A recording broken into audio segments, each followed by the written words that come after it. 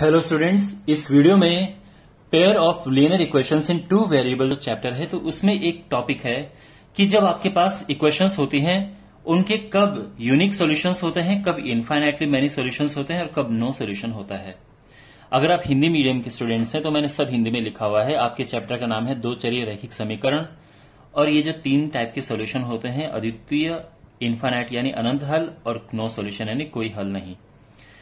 तो इस वीडियो में आपको मैं बताऊंगा कि किन किन सिचुएशंस में हमारे पास ये सीन होता है कि जब कब ये इस तरह के हल हो, कब इनफाइनाइट सॉल्यूशन हो और कब नो सॉल्यूशन होता है। ठीक है, तो जब हमारे पास दो इक्वेशंस होती हैं, देखिए पहली बात तो ये है, क्वेश्चन में लिखा है टू वेरिएबल, तो एक वेरिएबल एक्स ले लो, एक वेरिएबल वाई ले लो। आप ए बी भी ले सकते हो, एल एम भी ले सकते हो, बट ज्यादातर एक्स वाई को वेरिएबल की तरह लेते हैं। जब भी हमें दो वेरिएबल सॉल्व करने होते हैं तो हमेशा दो इक्वेशन चाहिए ही चाहिए। दो इक्वेशन जरूरी हैं दो वेरिएबल को सॉल्व करने के लिए। तो हमारे पास जो दो इक्वेशन है, फिलहाल मैं इस फॉर्म में लिख रहा हूं, a1x plus b1y plus c1 is equal to 0, a2x plus b2y plus c2 is equal to 0। जो दो इक्वेशन हैं इस तरह से भी हो सकती हैं, जैसे आपके पास नॉर्मल सिंपल क्वेश्चन है कि x plus 2y is equal to 10 and 2x plus y is equal to 8, means इस तरह से कोई क्वेश्चन आपके पास है। तो आप देख सकते हैं हमें जो है दो वेरिएबल को सॉल्व करने के लिए दो इक्वेशंस यहां पे दी हुई होती हैं। ये जरूरी है, number of variable number of equations के इक्वल होना चाहिए। अच्छा, लेकिन समटाइम्स सिचुएशन इस तरह से होती है कि हमारे पास इस तरह के सॉल्यूशंस होते हैं। तो देखो किन किन सिचुएशंस में हमें ये सॉल्यूशन मिलते हैं, मैं आपको बताता हूं। सबसे पहला जो मैं आपको बता रहा हूं वो है ग्राफिकली।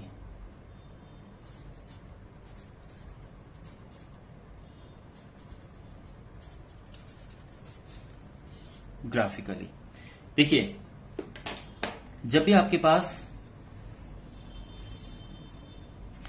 कोई ग्राफ है एक्स वाई, ये यहां पे देखो, मैं आपको ये नहीं बताऊंगा कि ग्राफ ड्रॉ कैसे करते हैं, वो दूसरे वीडियो का टॉपिक है।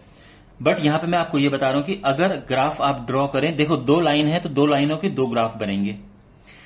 अगर ग्राफ एक लाइन इस तरह से जाए और एक लाइन इस तरह से जाए, तो आप देख सकते हैं कि ये दो लाइन इस पॉइंट पे एक दूसरे को इंटरसेक्ट कर रही हैं, एक दूसरे को प्रतिच्छेदित कर रही हैं। तो ये जो पॉइंट होता है इसको बोलते हैं पॉइंट ऑफ इंटरसेक्शन।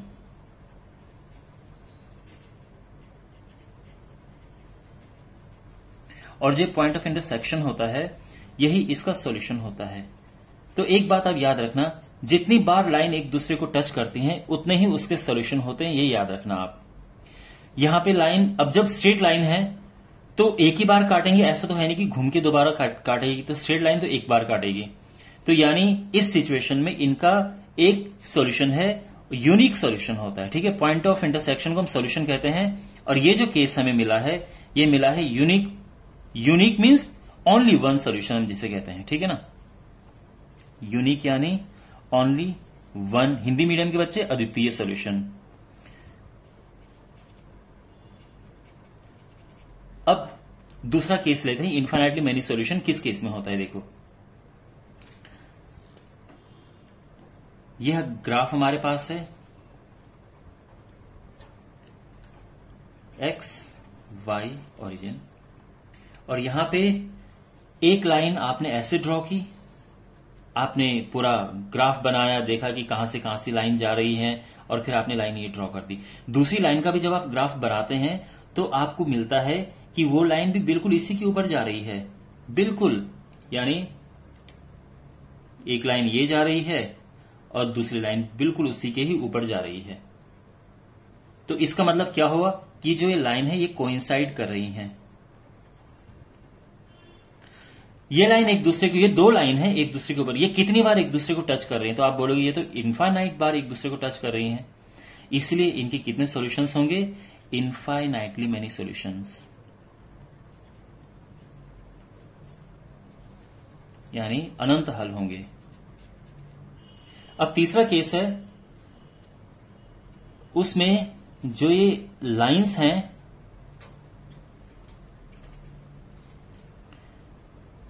एक लाइन है ये और दूसरी लाइन इसके पैरेलल जाती है। ये लाइन एक दूसरे के पैरेलल है, समानांतर है।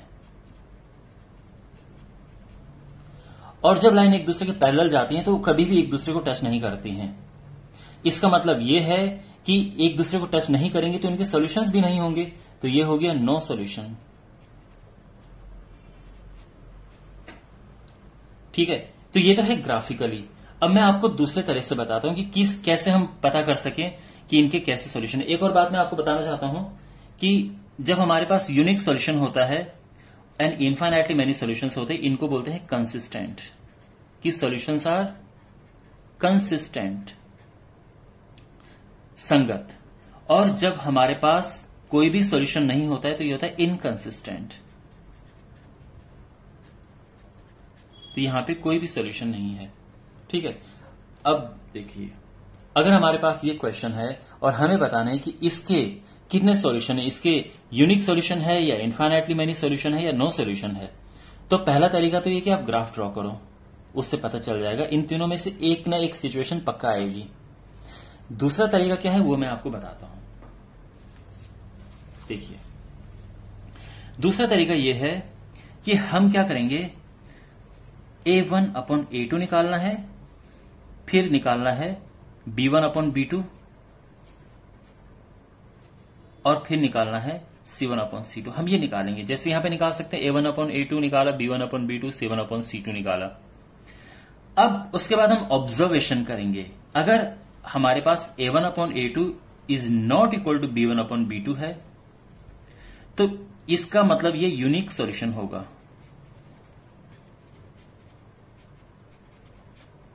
तो अगर हमारे पास मान लो कि पेयर ऑफ इक्वेशन है, यही वाला केस है, ठीक है, means x plus 2y is equal to 10 and 2x plus y is equal to 8, और ये पूछा जाए कि इनके कैसे सॉल्यूशंस हैं, तो आपको करना क्या है, यहां पे A1 अपॉन A2 निकालो, ये क्या आएगा 1 अपॉन 2, फिर B1 अपॉन B2 निकाला, देखो ये A1, ये B1, ये C1। आप चाहो तो दोनों को लेफ्ट साइड में लो या दोनों को राइट में रखो, ये ध्यान रखना। ऐसा नहीं है कि दोनों लेफ्ट में होने चाहिए दोनों राइट, ऐसा कुछ जरूरी नहीं है। बट आप चाहो तो या तो दोनों को लेफ्ट में रखो, ये जो लास्ट वाला पार्ट है, या दोनों को राइट में रखो। तो मैंने उनको छेड़ा नहीं है, दोनों राइट में ही है। एनीवे, B1 अपॉन B2 यानी 2 अपॉन 1। यहां पे आप नोटिस करेंगे कि A1 upon A2 is not equal to B1 upon B2, ये इक्वल नहीं है। इसका मतलब क्या है, इसका मतलब यह है कि इस जो ये पेयर ऑफ लीनियर इक्वेशंस है, इसके हमें यूनिक सॉल्यूशंस मिलेंगे। ऑफ कोर्स ये कंसिस्टेंट है, ठीक है, क्योंकि यूनिक सॉल्यूशन में भी कंसिस्टेंट होता है, इनफाइनाइट सॉल्यूशन में भी कंसिस्टेंट होता है। तो ये कंसिस्टेंट है और इसके यूनिक सॉल्यूशन मिलेंगे। अब आप जब इसे सॉल्व करोगे तो केवल एक वैल्यू आएगी। दूसरा केस, आपने ये निकाला, ये निकाला, ये निकाला। देखो, जब यहां पे ये इक्वल नहीं होते, C1 अपॉन C2 निकालने की जरूरत नहीं है। ध्यान रखना, आप ये सोचोगे कि सर आपने यहां C1 अपॉन C2 निकाला ही नहीं। जब ये दोनों इक्वल नहीं होते हैं तो वहीं पे हमारे यूनिक सॉल्यूशन आ गया है, ठीक है। अब दूसरा केस देखो,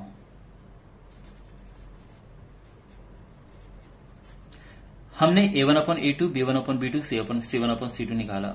हमने नोटिस किया A1 upon A2 equal to है B1 अपॉन B2 के, और ये इक्वल है C1 अपॉन C2 के, तीनों इक्वल हैं। इसका मतलब ये है कि इसके होंगे इनफाइनाइटली मैनी सॉल्यूशंस, और दूसरे शब्दों में अगर हम कहें तो ये कंसिस्टेंट भी होगा। इसके अनंत हल होंगे। हिंदी मीडियम के बच्चे अगर सुनना चाह रहे हैं तो इनके अनंत हल होंगे, और ये जो है इसके ये कंसिस्टेंट है। जैसे ये भी कंसिस्टेंट था, ये भी कंसिस्टेंट था। अब मैं आपको एक एग्जांपल देता हूं जिससे आपको और भी अच्छे से क्लियर होगा। यहां पे देखो, अगर मैंने लिखा 2x plus y is equal to 10 और दूसरा है 4x plus 2y is equal to 20, तो देखो यहां पे A1 अपॉन A2 निकालो, क्या आएगा 2 अपॉन 4 काट के 1 अपॉन 2 आएगा। B1 अपॉन B2 निकाला, देखो B1 ये 1 है और ये 2 है, 1 upon 2। C1 upon C2 10 upon 20, ये भी काट के 1/2 आएगा। तो क्या ऑब्जर्वेशन मिली आपको? ये ऑब्जर्व आपने किया कि A1/A2 जो है वो इक्वल है B1/B2 के और वो इक्वल है C1/C2 के। तो इसका मतलब इसके इनफाइनाइट सॉल्यूशंस होंगे और ये कंसिस्टेंट है। ठीक है, मैंने बताया ना, यूनिक सॉल्यूशन में इनफाइनाइट में कंसिस्टेंट होता है। अच्छा, अब यहां पे एक चीज मैं आपको बताता हूं। आप इस लाइन में अगर 2 का मल्टीप्लाई कर दें तो बिल्कुल यही मिलेगा, और ऐसे ही होता है जब भी आपके पास कोई सिचुएशन ऐसी होगी कि एक लाइन में सिंपल किसी चीज का मल्टीप्लाई करके दूसरी लाइन आ गई है, तो ये समझ जाना उसके इनफाइनाइट सॉल्यूशंस हैं। ठीक है, यानी अगर मैं आपको एक एग्जांपल दूं,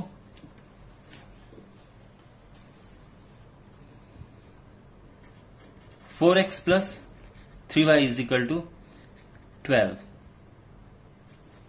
12x plus 9y is equal to 36। यहां पे बिल्कुल क्लियरली आप देख सकते हैं कि अगर इस लाइन में 3 का मल्टीप्लाई कर दिया पूरे में तो हमें बिल्कुल यही चीज मिलेगी। तो आप ये समझ जाओ कि जो इसका सॉल्यूशन आएगा ये इनफाइनाइटली मेनी सॉल्यूशन है।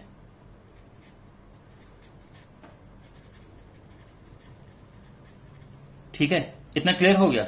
अब लास्ट पार्ट पे आते हैं, नो सॉल्यूशन वाले केस में।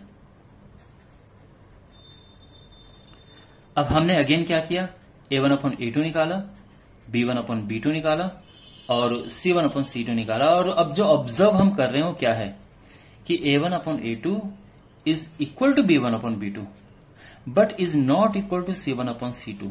तो जब हमारे पास ये सिचुएशन हो, इसका मतलब इसके नो सॉल्यूशन है, और ये होगा क्या, इनकंसिस्टेंट। तो कंसिस्टेंट का मतलब यह है कि एक ना एक सोल्यूशन तो आ रहा है, इनकंसिस्टेंट का मतलब कोई भी सोल्यूशन नहीं है। ठीक है, तो ये कोई हल नहीं, नो सोल्यूशन, इनकंसिस्टेंट, और ये लाइन पैरेलल होंगी। अब मैं आपको सिंपल कोई एग्जांपल देता हूं। देखो, x plus 2y is equal to 10, 3x plus 6y is equal to 60। अब यहां पे नोटिस करो, A1/A2 क्या आएगा, 1/3, B1/B2 2/6, जो कि काट के अल्टीमेटली 1/3 आ जाएगा।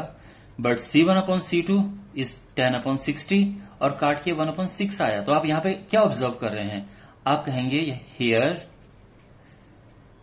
A1/A2 is equal to B1/B2 but it is not equal to C1/C2। इसका मतलब यह है कि इसके नो सॉल्यूशन है, और इस केस में लाइन एक दूसरे के पैरेलल होती हैं, तो ये नो सॉल्यूशन केस आएगा। ओके, वेल माय डियर, अभी तक हमने इस तरह की, ये आप अभी तक समझ चुके होंगे कि आपके पास पेयर ऑफ इक्वेशंस अगर गिवन है तो कैसे फिगर आउट करें कि वो यहां किस कैटेगरी में फॉल करते हैं, ये तो आप समझ गए। अब लास्ट एक क्वेश्चन आप देखो, तो एक क्वेश्चन आपके पास है और ज्यादातर आपके पास इसी तरह के क्वेश्चंस आएंगे। For what value of k the following pair has infinitely many solutions. k के किस मान के लिए जो हमारे पास ये पेयर ऑफ इक्वेशंस है उसके इनफाइनाइट सॉल्यूशंस होंगे। तो हमें करना क्या है, देखो, for infinite solutions, infinitely many solutions, A1/A2 is equal to B1/B2 is equal to C1/C2। तो यहां पे हम वही लगाएंगे, A k -3/6 है, B1/B2 इज 4/12 और C1/C2 इज 7/21। अब देखो ये दोनों सेम है, 1/3 1/3, तो इनमें से कोई भी एक ले सकते हैं, लेकिन लेफ्ट में ये लेंगे। अब ये क्या है, देखो, k -3/6 इज इक्वल टू 1/3। यहां पे हमें इससे क्रॉस मल्टीप्लाई करना है, तो ये हो जाएगा 3k -9 इज इक्वल टू 6। तो 3k इज इक्वल टू 15 और k आ गया है 15/3 एंड दैट इज 5, और ये हमारा आंसर आ गया है, k is 5। Alright, so my dear, I hope आपको ये वीडियो अच्छा लगा होगा, समझ आया होगा। Subscribe to the channel and I will see in the next video. Take care.